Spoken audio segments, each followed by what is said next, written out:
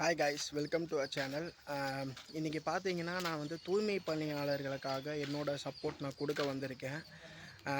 என்னால் முடிஞ்சது என் சைட்லேருந்து ஒரு சின்ன வாய்ஸ் எதிர்ப்பு என் சைட்லேருந்து நான் கொடுக்க வந்திருக்கேன்.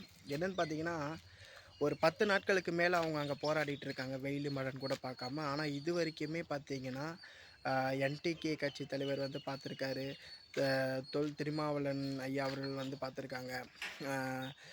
நிறைய கட்சியிலேருந்து வந்து பார்த்துட்ருக்காங்க.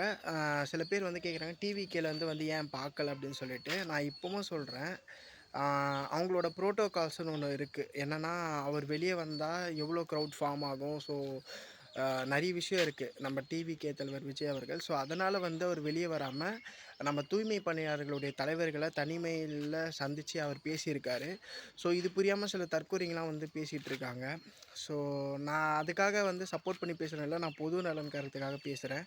அவங்களுக்காக தயவுசெய்து சப்போர்ட் பண்ணுங்கள். இந்த இதுலேயே உட்காந்து பேசிவிட்டு அரசியல் பண்ணிகிட்டு இருக்காதீங்க தயவுசெய்து. ஆக்சுவலாக பார்த்தீங்கன்னா, நம்ம கேகேஆர் நிறுவனம் இருக்காங்க இல்லைங்களா, ராம்கி நிறுவனம். அவங்க தான் வந்து பார்த்தீங்கன்னா, இந்த தூய்மை பணியாளர்களுடைய அந்த ப்ராஜெக்டை வந்து டேக் ஓவர் பண்ணியிருக்காங்கன்னு சொல்லிட்டு இருக்காங்க.